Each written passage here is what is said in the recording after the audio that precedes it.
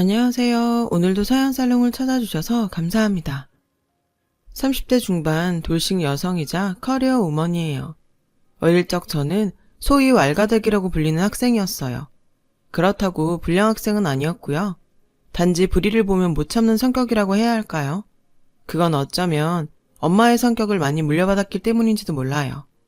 남편과 일찍 사별하고 혼자 몸으로 저를 꿋꿋하게 키워내신 엄마는 말 그대로 장군감이셨어요. 에피소드를 말하자면 초등학생 시절 여자애들을 못살게 굴던 남자애들과 싸움이 붙었던 적이 있었어요. 그날은 공교롭게도 싸움에 지고 집에 들어갔었어요. 배고파서 진 거야. 밥 먹고 가서 이기고 올게. 그럴 거 있니? 밥은 이기고 와서 먹어. 걔들이 잘못한 만큼 혼내준 다음에 싸우고 나면 애들 데리고 와라. 걔들이랑 다 같이 저녁 먹자. 애들 뭐 좋아하니? 이쯤 되면 어떤 성격인지 알만하죠? 물론 이랬던 제게도 흑역사는 있었어요. 20살이 된 저는 꽤 괜찮은 대학교 경영학과에 입학했어요. 남에게 지금 못 사는 성격은 공부에도 해당되었거든요. 덕분에 꽤 좋은 성적으로 졸업할 수 있었죠. 하지만 취업 준비생이 된 저는 세상이 그렇게 만만하지 않음을 깨달았어요. 세상에는 저보다 훨씬 좋은 스펙의 학연, 지연, 혈연까지 모두 겸비한 경쟁자들이 너무 많더라고요. 하지만 전 기죽지 않았어요. 지연, 혈연이야 어쩔 수 없다 쳐도 나머지 부분은 제가 노력한 만큼 채울 수 있다고 생각했으니까요. 그리고 그 나머지 부분을 채워낸 끝에 어느 중소기업 총무팀 사원으로 입사하게 되었어요. 이름은 중소기업이었지만 대기업에 납품하는 파트너 회사로서 업계에는 전도 유망하다고 소문이 자자할 만큼 아주 좋은 직장이었으니까요. 무엇보다 창립자이신 사장님께서는 업계의 전설이라고 불릴 정도로 실력과 인품을 모두 겸비한 분이셨죠. 이런 곳이었기에 저는 순조롭게 커리어를 쌓아갈 수 있었어요. 회사는 날로 번창해 나갔고 임직원 모두 능력 있고 좋은 사람들이었어요.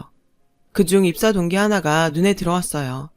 모든 직원들의 사랑을 한몸에 받으면서 분명하고 올바른 판단력으로 업무를 처리해 나가는 남자였죠. 마침 거래처 점검차 외근을 나갈 일이 있어서 그와 출장을 나갔어요. 업무를 마치고 둘이 함께 바닷바람을 맞으며 술잔을 기울였어요. 그때 그 사람이 그러더라고요. 자기는 공과 사를 구분할 줄 아는 사람인데 저랑 있으면 그게 안 된다고요. 자꾸 당신이 신경 쓰여요. 일이 손에 안 잡힐 만큼 많이요. 그의 뜬금 고백에 놀라기도 했지만 그래서 더욱 가슴 벅찼어요. 그렇게 우리는 사내 연애를 시작했어요. 얼마 되지 않아 우리가 사귄다는 소문은 사내에 쫙 퍼져버렸죠. 사내 커플 탄생 축하를 위해 마련된 회식 자리에서 저는 그에게 공개 프로포즈를 했어요.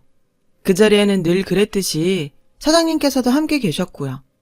평소 한없이 인자하시던 사장님께서는 그날만큼은 다소 진지한 표정이었어요. 아니나 다를까 사장님께서는 며칠 뒤 저희 둘을 집으로 부르셨어요. 전 공사를 구분하지 못했다는 꾸짖음을 각오하며 남자친구와 함께 사장님 댁을 찾아갔어요. 사실 이쯤에서 진작 눈치를 챘어야 했죠. 이런 일로 일개 직원을 사장님 댁까지 부르다니 아무래도 이상하잖아요.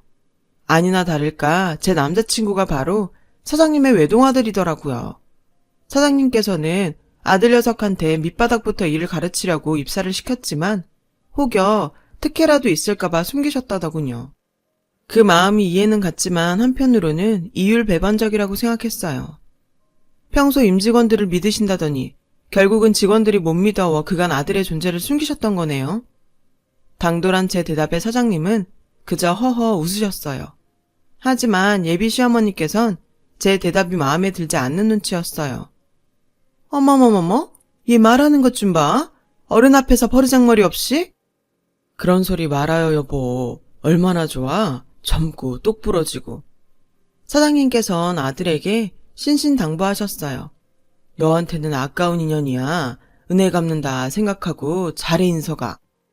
결혼식 당일 모든 직원들은 사장님의 아들이 말단 직원이었다는 사실에 놀랐어요. 그래도 별 소란은 없었어요. 시아버지를 닮은 회사에 시아버지를 닮은 직원들이었으니까요.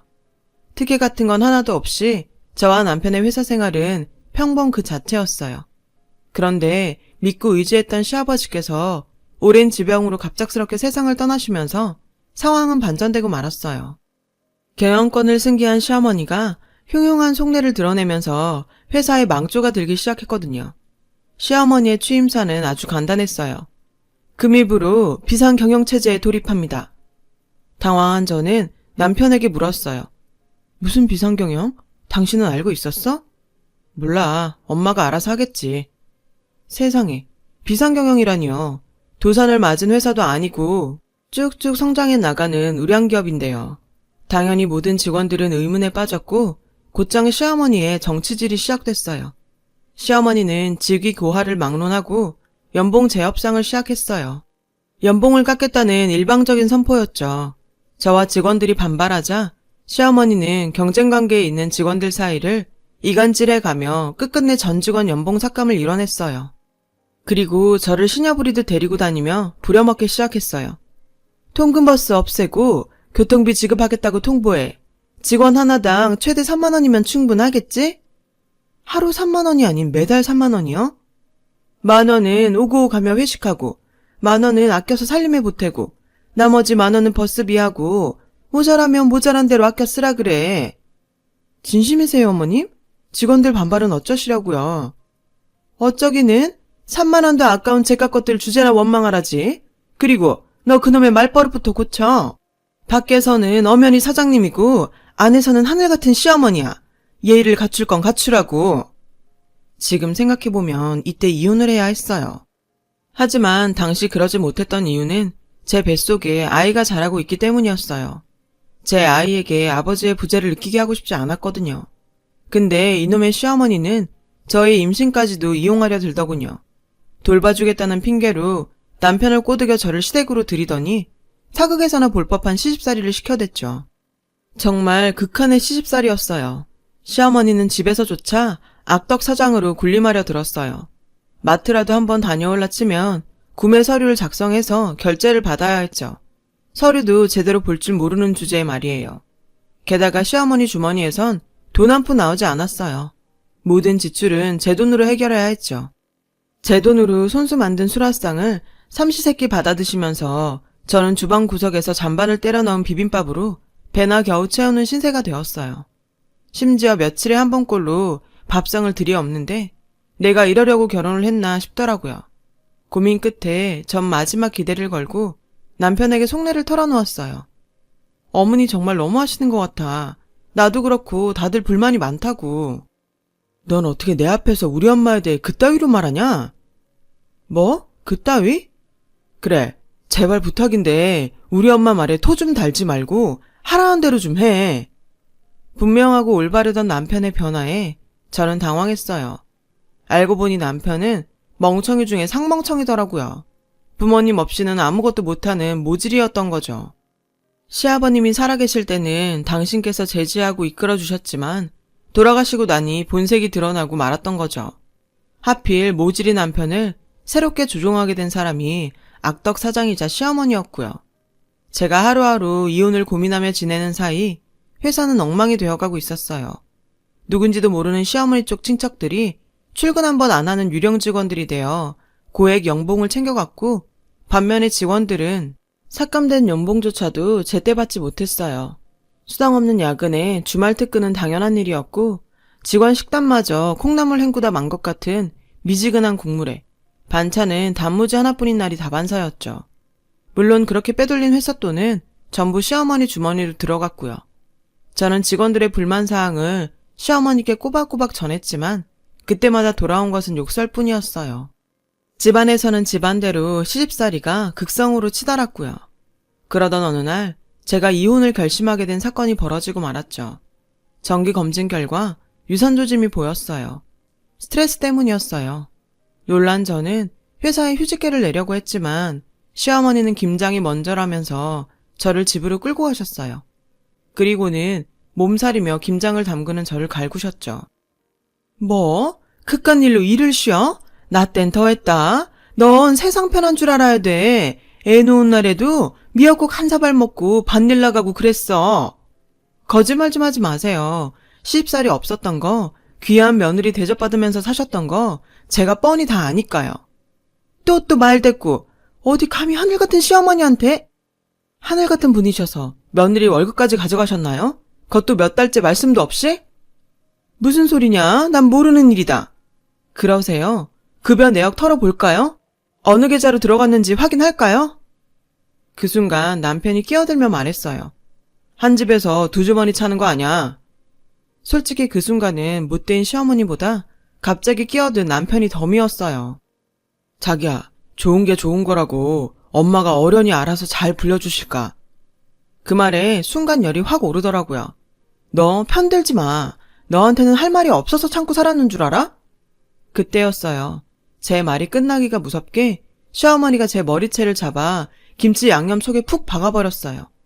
그리고 그 순간 제 안에 잠자고 있던 분노의 화산이 터져버리고 말았죠. 어머니, 저도 더 이상은 못 참아요. 저는 양념으로 범벅이 된 얼굴을 손으로 훔치곤 그대로 달려들어 시어머니 머리채를 잡았어요. 그리고는 똑같이 김치 양념에 확 파묻어버렸죠. 시어머니는 시뻘건 양념을 뒤집어 쓴 채 발광을 하며 소리를 질러댔어요. 이런 미친! 이년 당장 내보내! 뭐요? 내보내요? 웃기시네. 이런 집구석엔 있으래도 싫습니다. 당신 미쳤어? 지금 뭐 하는 짓이야? 당장 우리 엄마한테 사과해, 당장! 남편은 시어머니 얼굴에 묻은 양념을 닦아내며 제게 소리쳤어요. 똑같이 양념을 뒤집어 쓴 저는 안중에도 없었죠. 그 순간 알았어요. 이 남자와는 더는 결혼 생활을 지속할 수 없다는 걸요. 우리 이혼해. 내가 뭐가 모자라서 이런 대접을 받고 살아야 돼? 그리고요, 어머니, 똑똑히 들으세요. 오늘 일 두고두고 후회하게 해드릴게요.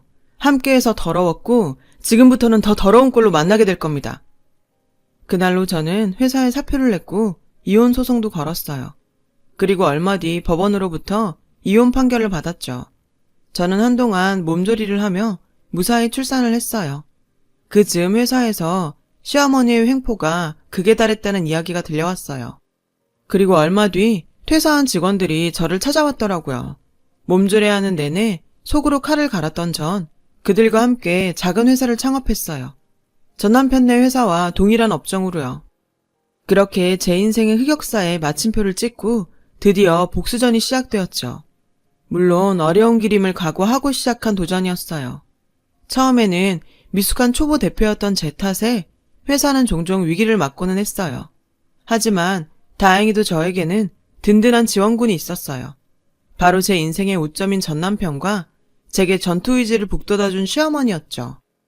저는 사업이 위기에 봉착할 때마다 그들을 떠올리며 치를 떨었고 덕분에 포기하고 싶다는 생각이 싹 달아나 버렸죠. 그뿐인가요? 그들의 방식에 딱 반대로 행동했어요. 대출까지 받아가며 사내 복지를 늘렸고 직원들의 회사 박살을 챙겼죠. 덕분에 직원들의 애사심은 높아졌고 그 모든 행동들이 회사의 성장으로 돌아왔어요. 여기에 저와 함께 창업한 직원분들의 원천 기술이 더해져서 시아버님 계실 적 못지않은 성장세를 보였어요. 시어머니의 악독한 단가 후려치기를 버티다 못한 전 회사의 거래처들도 저희 쪽으로 거래를 옮기기 시작했고요. 시어머니가 저희 회사를 자주 찾게 된 건 그 즈음이었어요. 이 인간들이 얼마나 무능하고 회사에 관심이 없었던지 자기네들 거래처가 우리 쪽으로 옮겨왔는지도 모르더군요. 심지어 본인들 회사에 있던 직원들이 저희 회사에서 일하는 모습을 보고도 누군지 몰라봤죠. 그리고 더 황당했던 건 며느라, 세금이 뭐가 잘못됐단다. 오늘 처리 안 되면 과징금 크게 문다니까 이거 서류 처리 오늘 좀 해줘야겠다. 글쎄 이러지 뭐예요. 지금 뭐 하시는 거예요? 저 그쪽 며느리 아닌지 한참 됐고요. 엄연히 이 회사 대표예요. 그 회사에는 그깟 하나 제대로 할 직원도 없나요? 왜 여기 와서 이러세요? 요즘 젊은 것들 근성이 없어가지고 뻑하면 나가고 그런다 글쎄. 너도 그렇다 얘. 같이 산 정이 있는데 이 정도도 못 해주니? 정이 그리우시면 초코파이나 사드세요. 여기 와서 정타령하지 마시고요. 그렇게 매번 찍소리도 못하고 돌아서는 시어머니의 모습이 어찌나 고소하던지 비타민이 따로 없더라고요. 한동안 시어머니 회사 직원들이 저희 회사로의 탈출 러쉬가 가속화되었어요. 어느덧 저희 회사 직원 대부분이 그쪽 회사 출신이 되었죠. 그들의 고생을 충분히 알고 있던 저는 모두를 받아주었어요. 그건 그쪽 회사에는 제대로 된 직원이 남아있지 않다는 반증이기도 했죠. 당연히 그쪽 회사는 잦은 품질 문제를 일으켰고 결국 대기업 납품건에도 문제가 생겼어요. 저는 그 기회를 놓치지 않았어요. 시어머니 쪽 회사와 경쟁 같지도 않은 시시한 경쟁을 시작한 거예요. 대기업 납품건을 따내기 위한 입찰 경쟁이었죠. 그런데 이 사람들은 답 없는 만큼 겁도 없는 인간들이더라고요. 아니 글쎄, 대기업에 보낸 샘플 제품을 저희 회사 제품을 가져다가 케이스만 갈아서 제출했지 뭡니까? 저는 그 정보를 입수했으면서도 입찰 당일까지 모르는 척 했어요. 그리고 입찰 당일에 그 사실을 공개했죠. 이거 우리 제품이다. 얼마나 기술력이 떨어지면 남의 제품을 도둑질에다가 제출을 했겠냐고요. 그런데 그 자리에 참석한 남편의 답변이 가관이었어요. 저희 두 회사는 사실상 같은 회사예요. 그러니 제품이 같은 거죠. 대기업 측 관리자가 제게 물었어요. 방금 하신 말이 사실인가요? 서류상엔 별개 회사로 나오는데요. 아닙니다. 서류에 적힌 바와 같이 별개의 업체입니다. 제가 그렇게 말을 하자 남편이 저에게 귓속말을 해왔어요. 당신 진짜 이럴래? 까놓고 말해서 저거 우리 회사 직원들이 만든 거잖아. 그걸 이제 알았니? 근데 이제는 당신의 직원들 아닌 걸로 아는데? 저는 그렇게 말하고는 심사위원들 앞에 나서서 진심을 전했어요. 금일 제출한 이 제품은 저희 직원들이 평생을 바쳐 일구어낸 기술력의 산물입니다. 저희는 오직 품질과 기술력, 그리고 가격으로 이번 입찰에서 승부하겠습니다. 그리고 며칠 뒤 아주 당연한 결과가 도착했어요. 저희 회사가 대기업 측 파트너 업체로 선정되었다는 결과였죠. 저는 모든 직원들에게 성과금과 함께 포상휴가를 제안했어요. 하지만 직원들이 거절하더라고요. 그 못돼 처먹은 모자에게 확실하게 갚아주고 싶다면서요. 지금은 우리 회사를 위해 더 노력하고 싶다면서요. 그래서 저는 개별 성과금과 포상휴가를 주었어요. 직원들이 기계는 아니니까요. 행복은 함께 나누고 휴식 여건을 보장해줘야 올바른 일이니까요. 개인 사비를 털었던 탓에 주머니는 다소 가벼워졌지만 뿌듯하더라고요. 이제야 좀 저다운 모습으로 돌아왔다 싶더군요. 얼마 지나지 않아 너무너무 반가운 소식이 들려왔어요. 시어머니의 회사가 최종 부도 처리가 되었다는 소식이었죠. 저는 생계 걱정에 차마 그 회사를 떠나지 못하던 직원들을 받아주기로 했어요. 글쎄 무슨 일이 있었는지 아세요? 기가 막히게도 전 남편이 저희 회사에 경력직 입사 지원서를 냈더라고요. 자존심도 없는 거죠. 저는 그 인간이 어떤 꼬라지가 됐는지 한번 보고 싶어서 면접 핑계로 회사로 불렀어요. 그랬더니 이 인간이 시어머니를 대동하고 면접을 보러 왔지 뭐예요. 그날 그 모자가 보여준 말과 행동은 호암무치의 극치였어요. 특히 시어머니가 가관이었죠. 사무실 꼬라지가 영 그렇구나. 여기서 직원들은 청소도 안 하고 사니? 아무리 없어도 그렇지 없는 티가 너무 나는 거 아니니? 환기 좀 시켜라. 사무실 꼬라지가 이래서 양원. 저와 직원들은 속으로 웃었어요. 즐거운 업무 폭탄에 허덕여서 그렇지 시어머니의 집권식이 그쪽 회사보다는 훨씬 깔끔하고 쾌적했거든요. 시어머니는 직원들 앞에서 창피한 줄도 모르고 몰상식한 행동을 이어갔어요. 귀한 손님 모셔놓고 멋들하고 섰어. 커피부터 내오지 않고. 정 필요하면 직접 타드시지 그러세요. 탕비실에 종류별로 다 있으니까요. 너도 알다시피 내가 귀하게 자랐잖니. 난 뜨거운 물 만지고 그런 험한 일을 못한다. 그리고 난 싸구려 믹스커피는 입에 맞지도 않아요. 얼른 사람 보내서 하나 사와. 참고 넘어가려고 했어요. 안 그래도 업무로 바쁜 직원들 앞에서 큰 소리를 내면 방해가 되니까요. 그랬더니 시어머니는 제가 당신을 어려워하는 줄 착각했던 모양이에요. 황당한 속내를 드러내더군요. 너희 다시 재결합하면 내가 이 회사 윗사람 되는 건데 대접이 이러면 쓰니? 재결합이요? 지금 누가 재결합을 한다고 이러세요? 그만큼 겉돌았으면 됐어. 부부가 살다 보면 싸울 때도 있는 법이다. 지난 일은 내가 다 용서해 줄 테니까 이쯤에서 너희 재결합해라. 어른답게 아주 큰 마음 베푸는 줄 알아. 그랬어요. 이 모자는 아들의 면접 때문이 아니라 재결합을 요구하러 찾아왔던 거였어요. 그리고 그 순간 저는 확신했죠. 이 인간들이 회사를 쫄딱 말아먹고도 정신을 못 차렸구나 하고요. 시어머니는 정신을 차리기는커녕 여전히 사모님 망상에 빠져 있었죠.